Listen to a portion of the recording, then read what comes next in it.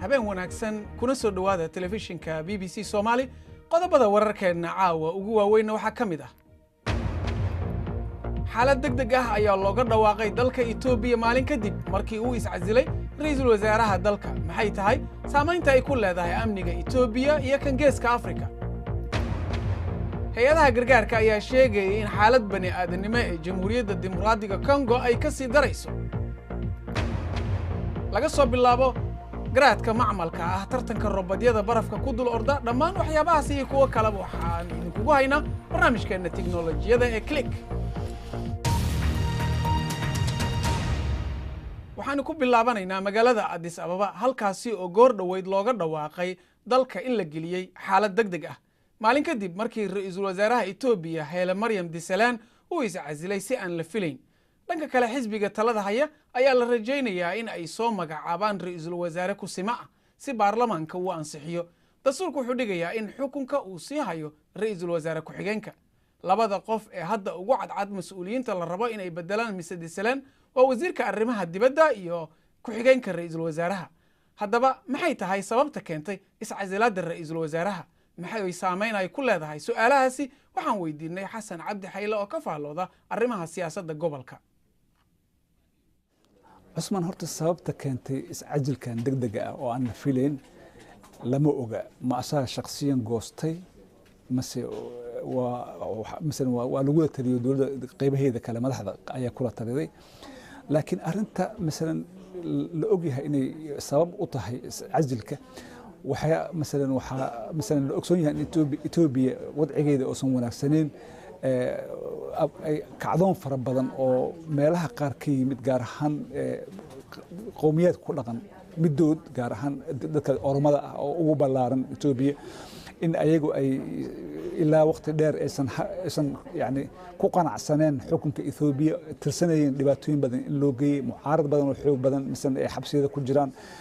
caburin badan lagu la kacay dad badan jidka looga dilay xooga misan amniga ay si misan naxariis la'aan dadkooda ay u laayeen waan ogsoonahay mudaharaadyo xoog badan soo dhacay ilaa 2015 tii ayaa la isleeyahay dawladdu way maareen weeyday waayo marba hadii si isku dayday waxa laga yaabaa xataa mucaaradkii faraha badnaa qaarkood waa la sii daayay wili qaarna way xiran yihiin dadku kama aysan siisan in isbedel siyaasadeed iyo siyaasadda dib loo hagaajiyo iyo waxyaabaha ay tabanayaan oo laga daaweeyo su'aashaada hadii xaalka Itoobiya uu ka sii daro oo misalan dhibaatada misalan hadda ay sii socoto waxay keeni doontaa in Itoobiya dhexdeeda ay dhibaatooyin aan yani lama hadin ay ka dhacaan qowmiyadaha sahay misalan in xaalkooda uu isu bedelo misalan dagaal sokeeya xataa way dhici kartaa marka Itoobiya oo la ogsoon yahay inay door dhinaca amniga ay ka qaadato geeska Afrika ayada nafteeda ay tahay dawladda misalan ciidamo badan geysa wadamada misalan Suudaan koonfureed oo kale iyo Soomaaliya iyo Darfur iyo meelo kale waxa dhici karta in ay Itoobiyadii nafteeda ay la waayo doorkeedii marka annaga iyo dawladaha dariska la ahna dhibaatooyin lagu keeni kartaa runtii oo inteeda la eg markana aan si toos ah ugu xiranno magaalada Cape Town ee wadanka Koonfur Afrika halkaasi oo madaxweynaha cusub ee Koonfur Afrika Cyril Ramaphosa uu hadalkiisii ugu horeeyay ka jeedinayo wuxuu sharaxayaa qorshihiisii uu wax kaga qabanayo kobaca dhaqaalaha la dagaalanka musuqmaasuqa iyo sinaan la'aanta wadankaasi madaxweynaha cusub ee Ramaphosa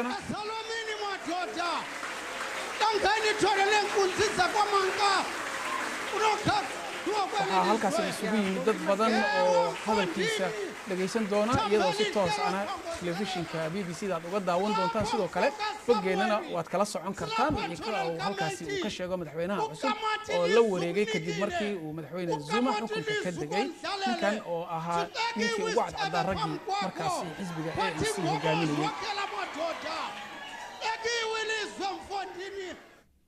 hay'adaha gargaarka ayaa walaac ka muujiyay xaaladaha dhibaato ee Jamhuuriyadda Dimuqraadiga ee Congo oo ka sii daraysa golaha qaxootiga ee Norway waxay sheegayaan in 13,000 oo qof ay u baahan yihiin gargaar degdeg ah waa xaalad bani aadanimo oo daran oo la mid ah kuwa ka jira wadamada Suuriya, Ciraaq iyo Yemen sidoo kale dagaallo ayaa ku sii faafaya qaybo kala duwan oo kamid ah dalkaasi oo ay kamid tahay gobolka Ituri oo ku beegan dhanka waqooyi bari Caaisha Afrax ayaa ka waramaysa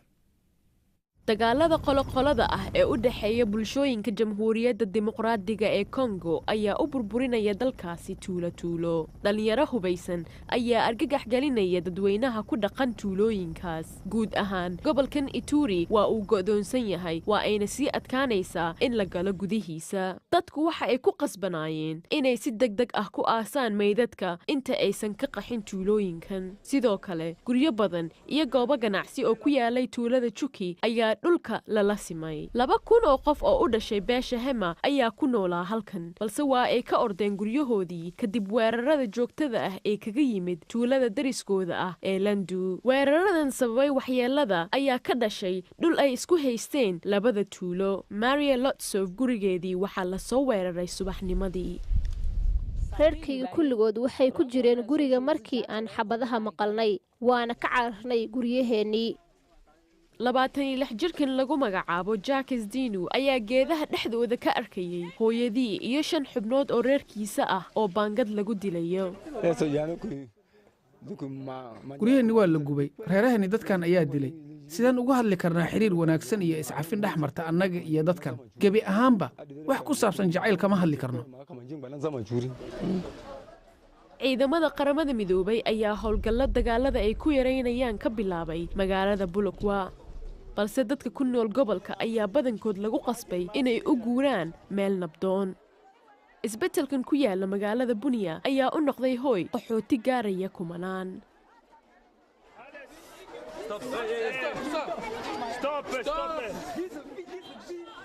waa dhibaatooyin fara badan oo aanay jirin cid diyaar u ahay gargaar ku filanna aanan loo haynin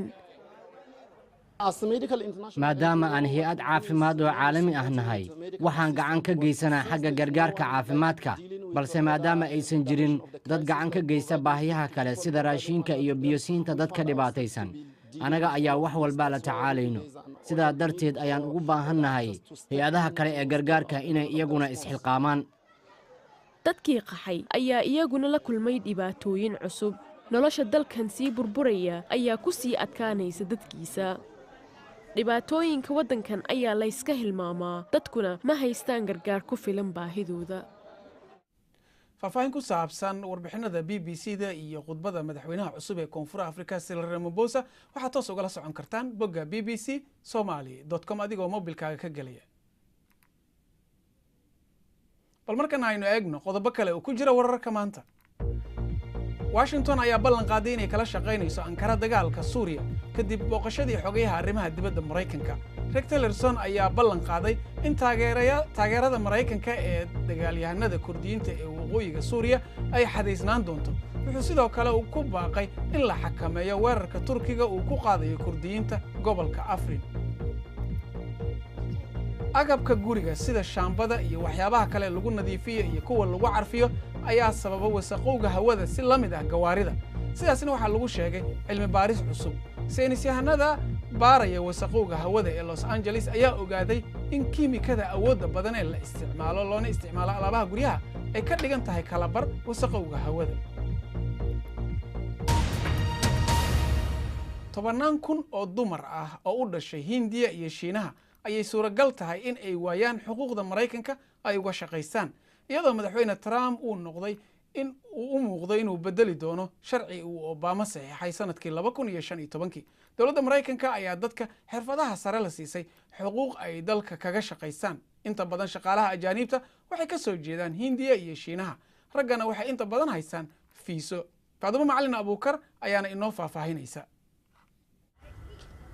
Mareykanka waa dalka keli ah ee caruurteeda ay garanayaan Neha Mahajan waxay Hindiya ka soo guurtay 10 sano ka hor saygeeda wuxuu ku joogaa fiisaha dadka xirfadda sare leh ee shaqaysta iyadana 2 sano ka hor ayaa markii ugu horeysay ay heshay xuquuq ay Mareykanka kaga shaqaysato hadda madaxweyne Trump waxa ka go'an inuu kala noqdo waxay u muuqataa inaan ku dhex noqonayo shabaq dahab ah waa fariin ay igu sheegayaan in xirfadeyda iyo awoodeyda aysan muhiim ka ahayn dunida waxaan ku noqonayaa guri hagaajin halkii aan bulshada wax ku soo kordhin lahaa horaantii bishan waxay ka mid ahayd koox dumar Hindi ah oo isugu tagay US Capitol tobnaan kun oo dumar Shiine iyo Hindi ah ayaa u badan kuwa uu saameynayo isbeddelka cusub ee la soo bandhigay sababtoo ah muhaajiriinta dalalkaasi ka soo jeeda aad ayay u badan yihiin go'aanka maamulkii Obama ee ahaa in lamaanayaasha ajaanibta ah ay helaan shaqo kooxo gaar ah ayaa diiday maxkamad ayaa lala tiigsaday kiis hadda u muuqda mid aan saameyn lahayn marka aragtida madaxweynaha loo eego waa arrin uu Trump aad uga hadlay shaqooyinka wuxuu la doonayaa dadka Ameerikaanka ah wuxuuna doonayaa in mushaarka la kordhiyo haddii aad dibadda shaqaale ka keento waa guusha shirkadda laakiin taasi ma caawinayso shaqaalaha Mareykanka dad badan oo ka yimid Hindiya oo ah dal dumarka lagu qasbo inay shaqada ka tagaan haddana in Mareykanka ay ka waayaan xuquuqdaasi waa mid aad u adag markana qodobada ciyaaraha ugu waaweyn waxaa maanta markii ugu horeysay magaalada Hargeysa lagu qabtay tartan orodka dheer oo ajaanib iyo Soomaaliba ay ka qayb galayaan tartamayaasha oo rag iyo dumarba isugu jira waxay ordayaan 10 kilomitir iyo 42 kilomitir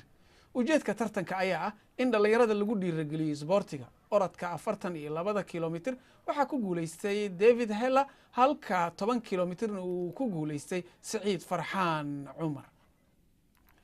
wareegii shanaad ee FA Cup-ka ayaa maanta bilaabanaya ciyaaraha caawa dhacayana waxaa ka mid ah Chelsea iyo Hull City Leicester City-na waxay martigelinaysaa Sheffield United bari dhowr ciyaarood ayaa dhacaysa waxaana ka mid ah kuwa ay isaga hor imaanayaan Sheffield Wednesday iyo Swansea City iyo Manchester City iyo Huddersfield Town markana waxaan aragnaa diyaaradaha iskood isu wada ee loo yaqaan droniska oo hawada sare mara balse hadda kuwa biyaha badda quusa ayaa la keenay qodobkaasi iyo kuwa kaleba waxay ku jiraan barnaamijkeena qaybta kilig Cabdirasaaq Xaaji Maxamed Siraad ayaa ka waramaya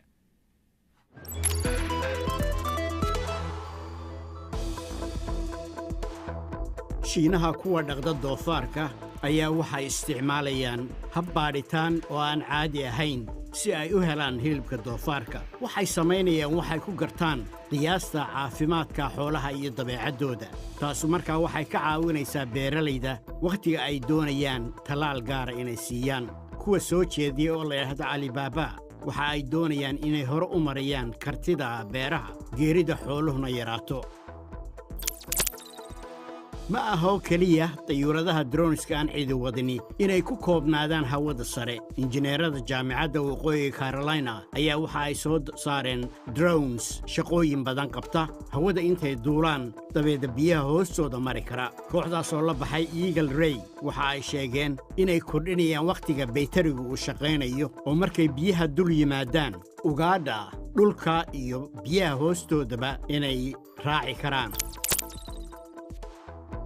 dalkan Britain shaaca waxa ay ka qaadeen qalab si habboon loogu eegi karo waxyaabaha jihaadiyiintu ay eegaan oo lagana xidhi karo kumanaan saacadood ayaa la eegayay waxyaabaha kooxda dawladda islaamigihii ay eegaan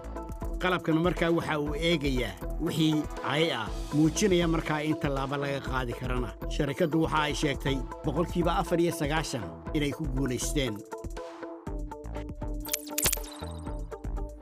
iyada oo bini'aadmigu uu ku tartamayo cayaaraha Olombiga oo ay dahab raadinayaan buuraha barafka ee Pyeongchang ee cayaaraha Olombiga ee qabowga ayaa meeshan ku dhow Ho In Seong mashiino ay ka qayb qaadanayaan 8 kuwa loo yaqaan robot ayaa ka qayb galaya tartanka barafkaasi oo ka guulaysta uu helayo $10,000 laakiin qayb yar oo kaliya ayaa tartanka dhamaysay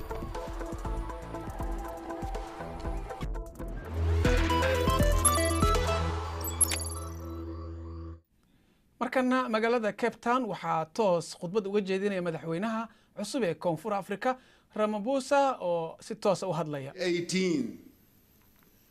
to his memory and we will devote every action every effort every utterance